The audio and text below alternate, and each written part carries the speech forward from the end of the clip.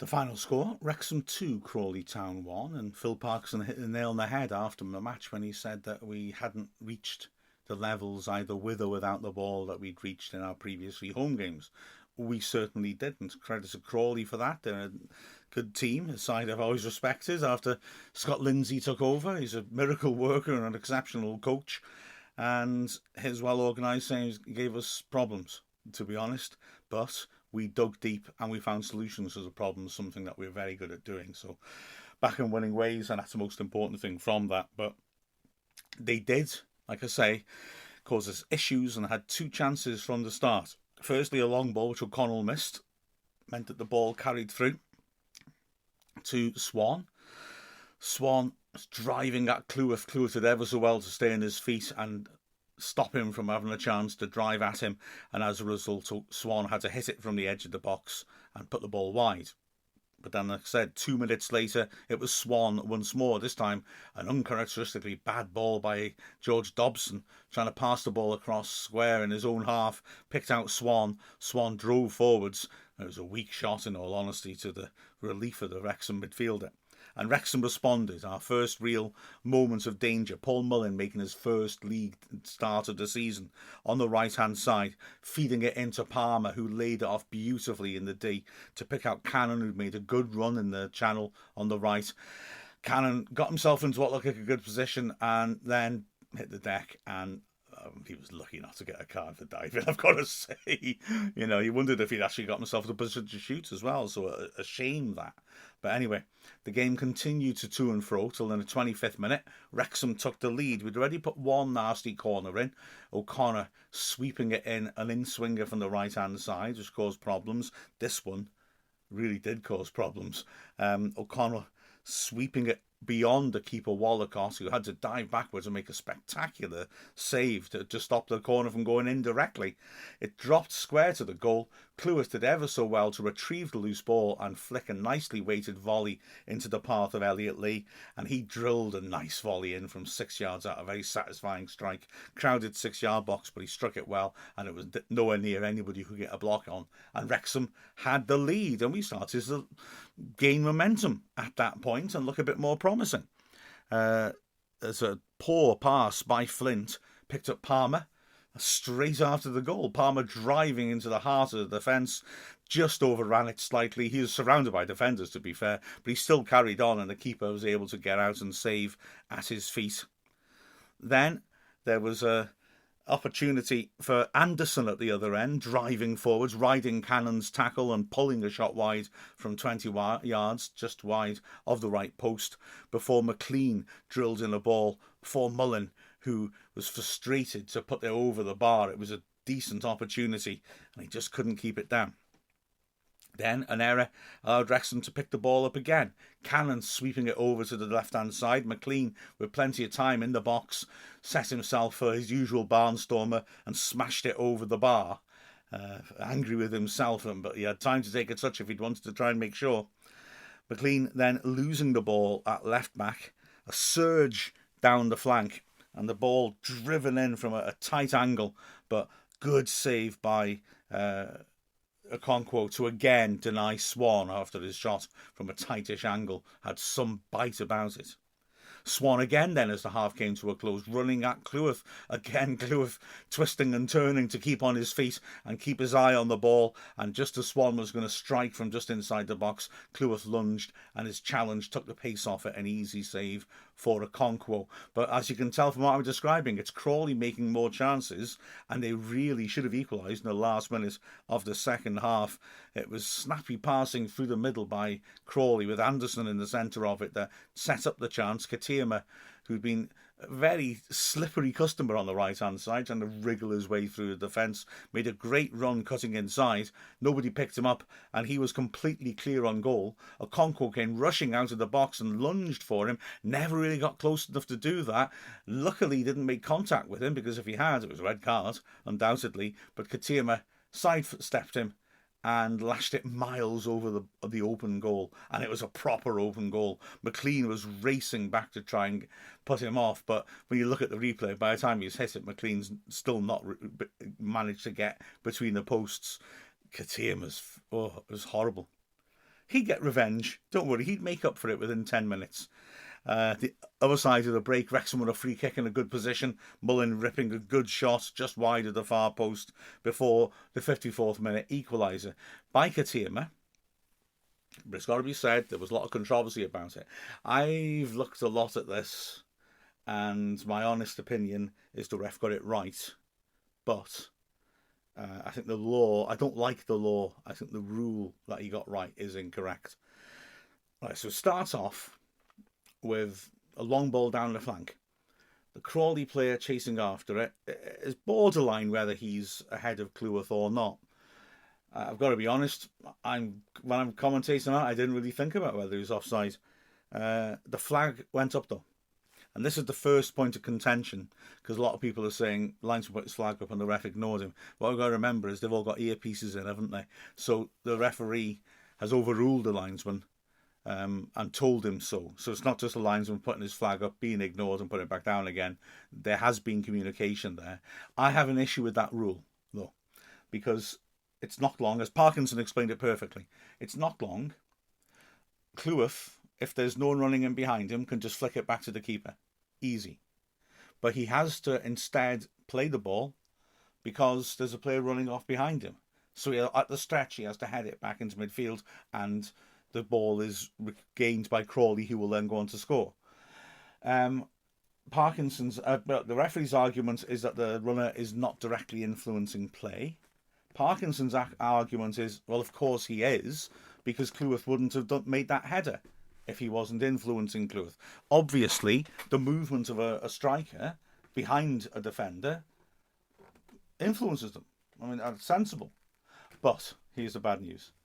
I think Parkinson's right in terms of football, but the laws aren't written by footballers, and according to the letter of the law, the referee is quite right. I know this because I had a big argument about this years ago when we lost at home to Braintree and Steve Thomason scored an own goal because he had to put his foot out because there was a player standing offside. Thomason, not wanting to assume he was offside, felt he had to play the ball, and I understand why, and put it past his own goalkeeper. And I said, this is nonsense. And I got inundated with referees sending me a message explaining why it wasn't wrong. And I accept that. I accept that the referee in the Crawley game and in that game years ago applied the rule correctly, but it's a really stupid rule. I don't understand how a player playing the ball when they wouldn't play it, or they play it differently if that bloke behind them offside wasn't there. I don't understand how that makes sense. But anyway, don't blame the ref. And what happened was that the ball was fed in. Katima again made that run in from inside. This time he timed it just right, and he slotted the ball home. Okonkwo had no real chance. It was a nice pass by Darcy to pick him out. So lots of controversy then. The game didn't restart for quite a bit because we were complaining. And then briefly Crawley were, when they realised they'd all gone back into their own half, and then they noticed that, oh, hang on, the ref's still on the corner, on the edge of the box talking to the Wrexham players. And he did at one point look like he wanted to go and consult with the linesman again, because he started running down the line of the box towards him and then stopped. So some Crawley players rallying then to have their say. It was when they ran straight back that I think that certainly occurred to me that this is going to be a goal. But it was all a bit messy. I'm not quite sure why the referee didn't just say, because he'd made that overrule, unless he was wondering whether the linesman would put his flag up again and he hadn't seen it and he wanted to make sure of that. I didn't quite understand what all the drama was about after the goal from his point of view. But anyway, it stood, and ultimately, according to the rules, it was correct. Wrexham responded well to this. We got angry, the crowd got angry, the players got angry, and we started to put pressure on. Lee squaring it to Cleworth. He fed the ball on to the edge of the area from a tightish angle. Cannon drove the ball in. It was held well, though, by the keeper Wallacott. Fletcher came on after 64 minutes for Palmer and started getting involved, although Darcy hit a decent shot across the face that nobody could reach before Wrexham really started pushing on. Halfway through the half, Fletcher getting up after McLean had headed it onto him nicely, popping a really good first-time ball back to McLean. He swept the ball into the 6-yard box, and Mullin, on the stretch, will have been disappointed he couldn't keep his finish down, put it over the bar. Two more changes. Marriott's coming on for Mullin. Marriott so unlucky to lose his place in the first place, having scored in our last 3 league matches, and also Reven coming on for McLean. And yeah, we continue to pressure, although there was a good moment for Crawley. Bragg feeding it down the left, Darcy driving down the flank, then cutting inside and running down the goal line, hitting a shot which took a deflection. Great save by Okonkwo, fast hands to get across. He wasn't far out, Darcy, and the deflection moved it considerably. But goodness me, Okonkwo was sharp. And then it was Wrexham coming back and putting in a big finish. A quarter of an hour to go. Dobson winning the ball back really well, feeding the ball down the right-hand side. Barnett driving the ball into the box. It's cleared under the bar, but given straight to Lee. Crawley's defence has dropped too deep. They're all in the 6-yard box, and Lee has loads of time on the edge of the area to bring it down, but puts it wide. So uncharacteristic of him. He's so good normally as those type of finishes. But the goal would come. 10 minutes from the end, Dobson, after a corner had been cleared, doing ever so well, sweeping a lovely ball into the far post, and Cleworth rising perfectly, just attacking the far post, but he's on the blind side of his marker, can't really see where he's coming from, and Cleworth gets up and plants a towering downwards header past the keeper and into the net. Wrexham ahead again. Immediately, Cannon, who was looking a little bit tired after his first game after injury, was off, and George Evans was on. But Wrexham continued to create opportunities. Reven sweeping in a good cross. Fletcher heading it just off target. Defended it well to get underneath him and just not allow him to get over the top to nod the ball downwards on target. There was a half chance for the substitute Hebden Murphy in the first minute of added time. The ball fed into him from the right-hand side and he lashed it miles over. It was half a chance and he was being frustrated.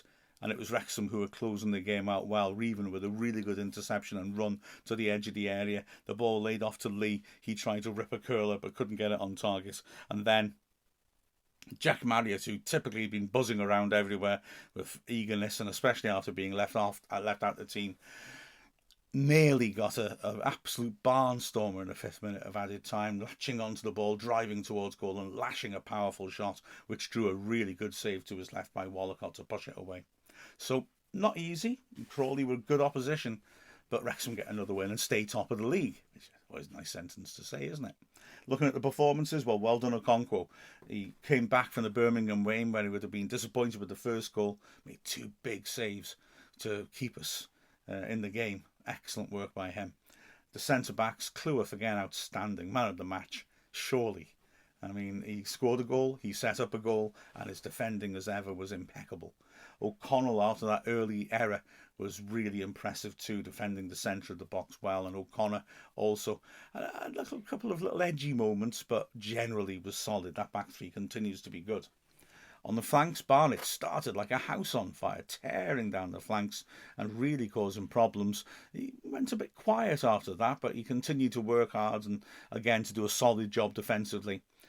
McLean didn't get into the game as much as maybe he would have liked to, but was still a robust presence. And in the centre of the pitch, well, Dobson was good. Not awesome like usual, but he was good. He moved the ball around well. Lovely ball in for the goal as well. Lee, again, terrific work ethic. Good quality on a lot of his play. He was a little bit disappointed not to get more than the 1 goal, to be honest, because he had a couple of presentable chances in the second half. And Cannon back in the team looked good. He looked feisty. He looked a bit tired back when he got subbed.